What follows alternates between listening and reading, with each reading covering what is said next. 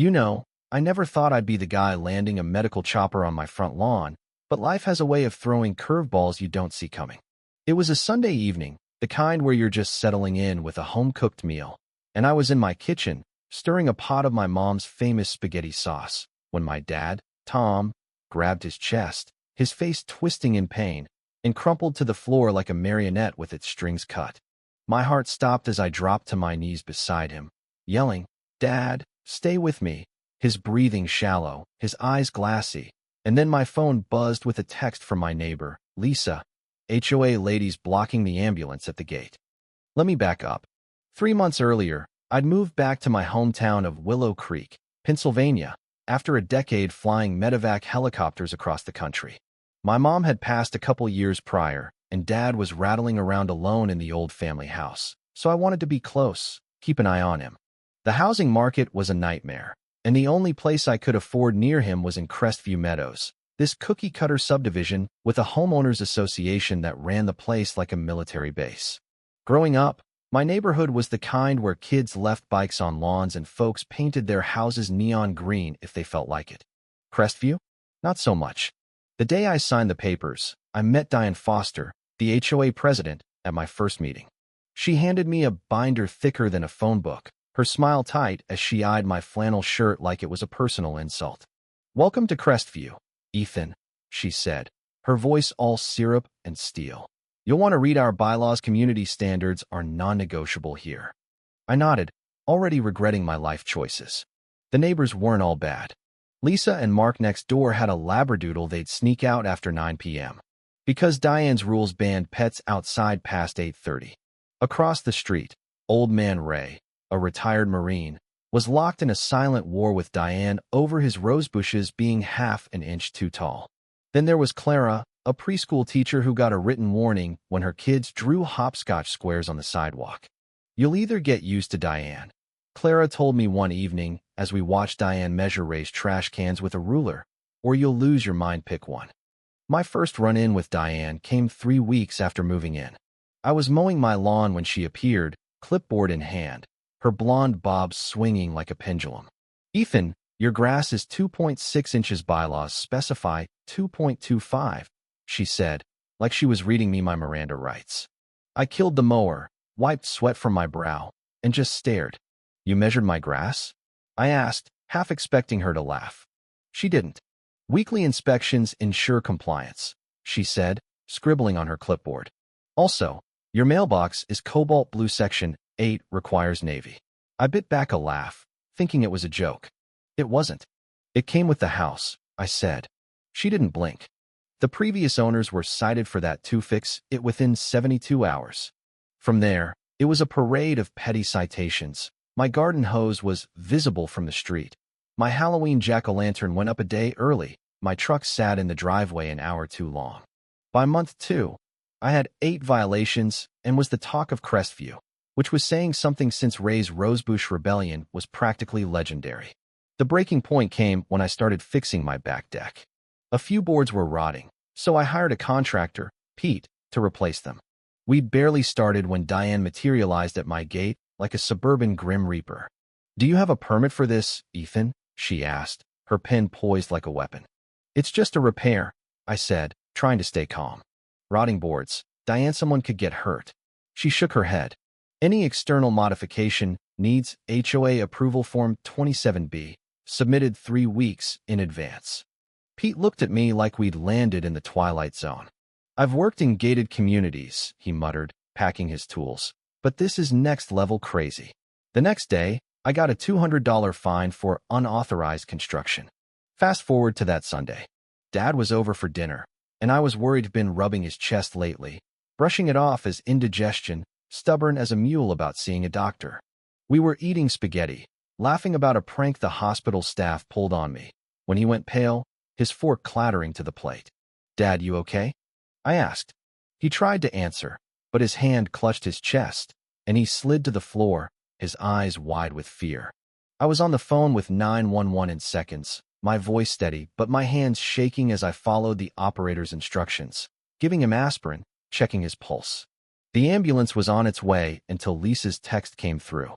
I ran to the window, and there it was, red and blue lights flashing at the neighborhood gate, a quarter-mile away, with Diane's silhouette standing firm, her clipboard raised like a shield. I yelled for Mark to stay with Dad and sprinted down the street, my pulse pounding louder than my footsteps.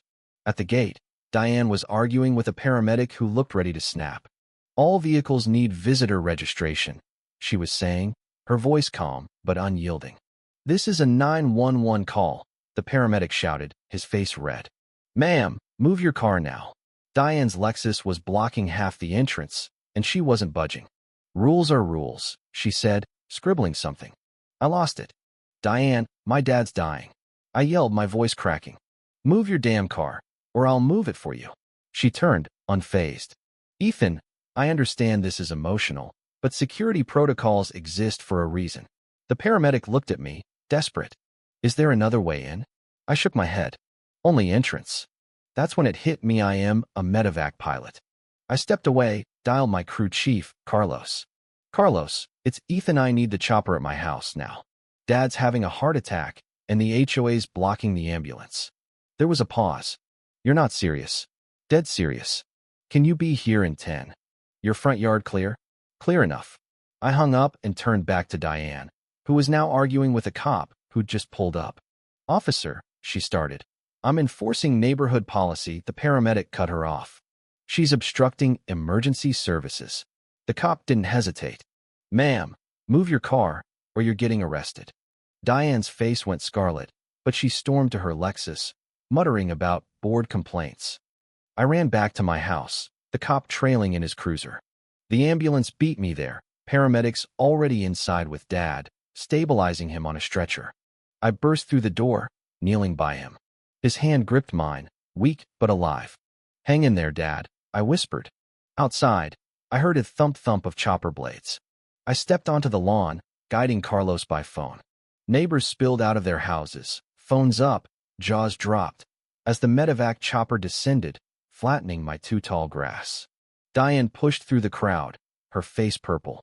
"This is a violation of at least 15 bylaws," she shrieked, her hair whipping in the rotor wash. "Noise ordinances. Lawn damage." Nobody listened. Ray was grinning, filming the whole thing. Clara kept kids back.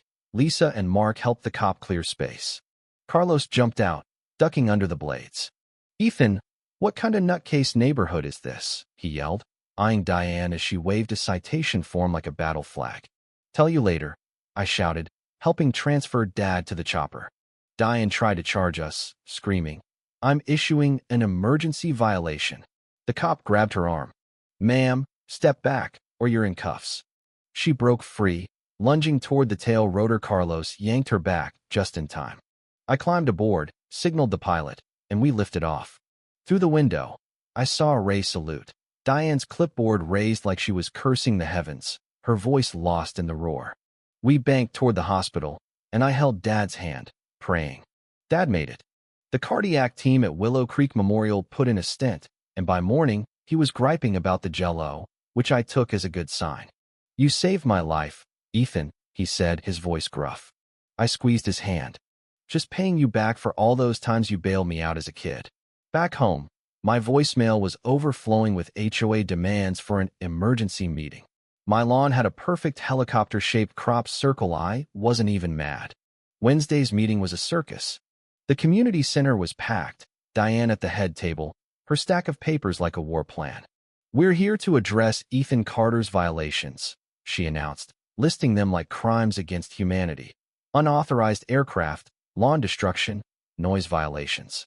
Fines total $5,200, and we may pursue eviction. I couldn't stay quiet. "Are you kidding me? My dad was dying." The room erupted. Ray stood up. I moved to dismiss all charges. Diane blocked a damn ambulance. Clara seconded, and hands shot up everywhere. Diane banged her gavel, flustered. "This is out of order."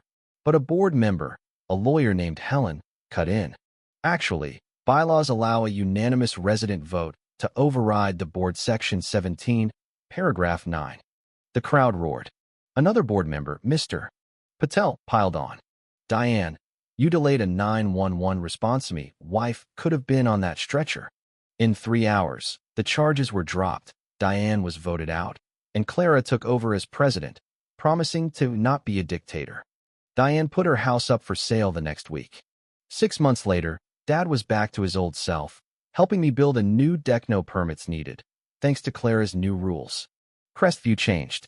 Ray's rosebushes grew wild, Lisa's dog played in the open, and new neighbors moved in, including Jake, another medevac pilot, and Dr.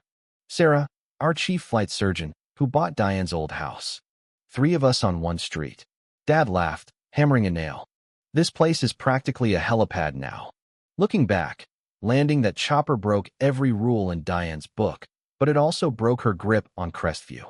Sometimes, you gotta bend the world to save what matters. So what do you think? Was I right to call in the chopper? Or should I have played by the rules? Ever dealt with a petty tyrant like Diane in your neighborhood? Drop a comment. Share your story. I want to hear how you'd handle a clipboard dictator. And if you liked this wild ride, hit that subscribe button for more real-life stories that'll make you laugh, cry, or maybe both.